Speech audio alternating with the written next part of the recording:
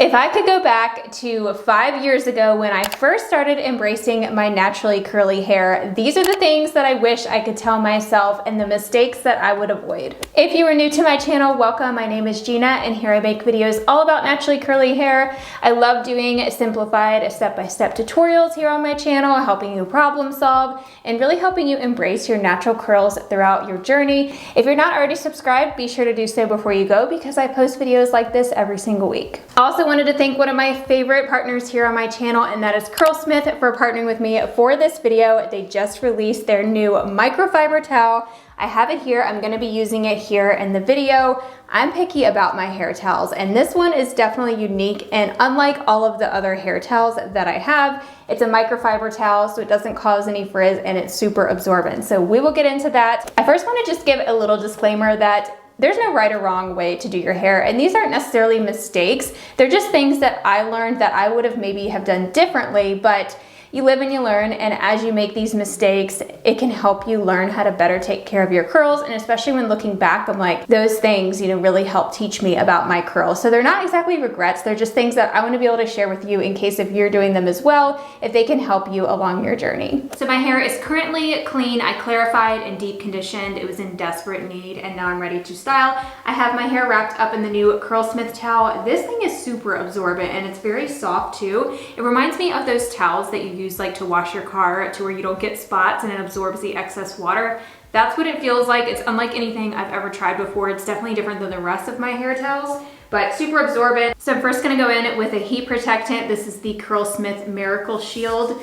You're supposed to put this in after your leave-in conditioner and before your styling product. I also need to spritz my hair with some regular water. Should have done this first. So now I'm just going in with the thickening lotion. This really does make a difference. I'm shocked at the volume that I get with this. It's just a really light, liquidy lotion consistency. So now for my moisturizer or my curl cream, I'm going to be using the Hold Me Softly Style Balm. This is one of my favorite curl creams of all time. I would call it like maybe a medium to heavyweight curl cream. The first mistake that I made when starting my curly hair journey is thinking that my hair was going to just get better overnight. It definitely takes time, unfortunately. You can't just turn your hair health around in one night, although I wish that you could. It definitely takes a lot of consistency. Also, I would tell myself that it does get better. It's all going to be worth it. I noticed a huge difference in just how less maintenance my hair was once it got healthier, because when it was damaged, it was definitely high maintenance. It frizzed up all the time. Refreshing was such a pain. I felt like I had to refresh every day. And that was probably the biggest thing that I noticed once my hair got healthy and I finally got all of the highlights cut out of my hair. I grew them out over time. I noticed that my refresh days were so much better. My wash day results were much more consistent. Like I was consistently getting good results, whereas before I would have bad hair days all the time or my hair just wouldn't turn out good. And so more consistent results and then better refreshes or just easier refreshes and longer lasting curls were the biggest things that I noticed once my hair got healthy. And that brings me to my next mistake, which is hanging on to those dead ends way too long. If I would have just gotten those dead ends cut off a lot sooner, my life would have been so much easier. I'm gonna go ahead and go in with the styling souffle. This is one of my favorite gels from Curlsmith, perfect for the fall and the winter time because it really helps with moisture retention. So I would tell myself to get those dead ends cut off so much sooner. I took like 3 years to actually grow out the highlight damage before I got like a big haircut. And by big, I just mean like, I got like 1.5 to 2 inches cut off. Now some people do a big chop, which is where they get all of it cut off, and then you can start fresh and have healthy hair. More power to you if you can go that short with your hair, but as someone who loves long hair, I just couldn't bring myself to like cut it all off. And plus I didn't really know that that's what the problem was when I was still dealing with the damaged ends. I mean, I knew that I was not gonna highlight my hair anymore and that I was growing it out, but I didn't realize that the highlights were the reason why my hair was just so prone to breakage and dryness, and it wouldn't hold on to style very long. And I felt like I needed such strong hold because of the frizz.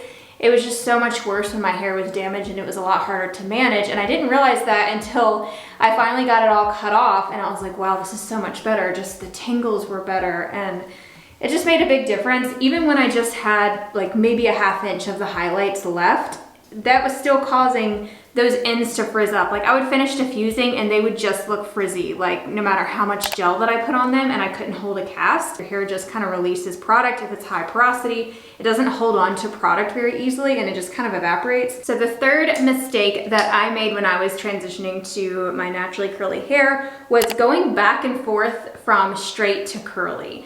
I have noticed from my experience that you just gotta pick one. Like if you want to keep straightening your hair, like every time you straighten your hair, it can set you back if you're trying to recover from damage, because straightening obviously causes damage, blow drying it using curling irons, all that kind of stuff. So I would tell myself, if you want to straighten your hair, just know it's taking a few steps back from your recovery journey to healthy curls. Because I would go back and forth between having straight and curly, which I know everyone likes to change up their hairstyle and you should be able to do that. But when your hair is super damaged, I don't recommend doing that because then you're just causing more damage. Now, if your hair has gotten healthy, you don't have any damage going on, you take really good care of your curls, you've been wearing your hair curly, and then you want to go and straighten it. I've seen people do that and not have damage because they know how to take care of their curls. The issue is when they have damaged hair and they're going back and forth, you just can't get your hair to curl up because you're straightening it all the time and damaging it. I didn't know the natural curl pattern because I was always straightening it. So you just get in this vicious cycle. So if you can just ditch the heat tools for a while, get your hair healthy, then you can maybe one day use heat tools again eventually, but you gotta get your hair to a healthier state first. So the fourth mistake that I made when I was transitioning was damaging my hair from detangling when I was refreshing. This is probably something I haven't thought of before. It definitely took me a while to realize what was happening, but every day I would refresh my hair because I was, going out every day pre-pandemic. I was going into the office every day and I didn't want to go in with bad looking hair because my hair wasn't lasting on refresh days. It looked terrible. So I would refresh every day. And when I would refresh, I would fully detangle my hair. Like completely wet it down, basically restyle it. And that's basically just like washing it. I mean, you're not using shampoo, but you're still soaking it. It's getting wet. The cuticle is lifting because it's swelling with water. And then it's drying back down again. That can cause high growth fatigue. I was also detangling, which is what I think really led to a lot of the damage that I had. Like I had a lot of split ends. And of course my ends were already damaged from the highlights I was growing out. So that really just made it worse. And I got so much breakage from just the detangling. Detangling is so much harder when you refresh. If you didn't see the last video I posted, I will link it below, but it's like how to troubleshoot all of your refreshing issues. And I do still detangle, but I show you a safer way to get some of those tangles out without just like ripping through them. I found that I would get in a hurry. So I wish I hadn't done so much detangling. Like I wish I just did the method that I do now where I kind of detangle a little bit, but I don't fully like comb through my entire head. And I just caused so much more frizz. And I was just soaking it down every day and then drying it. And that repeated wetting and drying is what causes high growth fatigue, which can actually damage your hair sometimes just as bad as heat. So mistake number 5 that I made was not using a pre-poo oil and going straight in with shampooing and then detangling afterwards when my hair was already matted up. So I would go back and tell myself to use a pre-poo oil. This was the biggest takeaway that I had from the hair analysis that I did with my main bio. Unfortunately, they are no longer in business. I'm trying to find an alternative to recommend for you guys. But they did a hair analysis on my hair and told me, how high porosity my hair was, especially towards the ends where it was damaged. And in that report, they explained to me the importance of using an oil before you shampoo to help seal in the cracks in the cuticle. They also explained how, you can get actual holes in your cuticle, which is that damage, especially if your hair is highlighted. And then if you go in and just shampoo, that's lifting the cuticle even more. And then you're getting more mats in your hair as you're shampooing because of the loose hairs, and shampoo tends to kind of mat up the hair. I've done a lot of research on it too to make sure that that is the right method to do. And I have found that it works best if you can let it soak in. I made the mistake in the past of using like a ton of coconut oil before I would wash my hair way back in the day. And then it just matted it up worse and was so hard to shampoo because I used too much. So definitely the secret with that is to just use a little bit of oil. You can use just like, any oil that you use after you style your hair, but put it on your hair before you go in and shampoo, and you'll notice that it'll protect your hair so much better, especially if you have damaged hair and you're growing it out. Because I was growing out those highlights and they were super high porosity, And so that's able to kind of coat them and protect them so that way shampoo isn't too harsh on them, even if you're someone that uses like a co-wash. So that brings me to my next mistake, and that is not clarifying and mainly just using a co-wash. If I could go back in time, I would definitely tell myself, you need to clarify. Even if you're gonna use a co-wash, be sure to rotate in clarifying shampoos or at least a good lathering shampoo. I didn't realize that clarifying resets the hair. Basically, any problem that you're having with your hair, if you can clarify and deep condition, that's like hitting the reset button. And that's what you need on a regular basis, especially if you're having an issue. Also, right before I started my fully dedicated curly hair journey, I was living with my in-laws who have super hard water, and I lived there for 3 years, and they have extremely hard water, and I didn't even know that hard water hurt hair. So I was never removing that buildup, so I can't imagine how much easier my hair would have been to manage if I would have just used a chelating shampoo. I didn't even know what that was, so that's why I try and teach you guys these things, because you might not even realize that the water in your home is causing a lot of your hair issues. Even if you're someone with straight hair, it's good to use that every once in a while. So I've since told my mother-in-law about chelating shampoos. I think co-washes have their place, but I'm just really not a fan. I mean, I used to use them a lot more, and they are great just for a midweek wash. So I do see them as a good option if you're someone that feels like you need to restyle your hair and you don't want to shampoo your hair because it's only been a day or so since you last washed it. That I understand, if your hair is not dirty, but you still need to make sure that you're rotating with a good cleansing shampoo.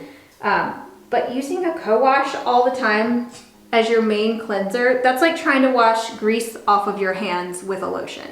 It just doesn't work. You have to have some type of a little bit stronger of a surfactant to actually remove product buildup, remove oils from your scalp, or else that just builds up over time. And I definitely had buildup in my hair, and I didn't even realize it. I was mainly co-washing.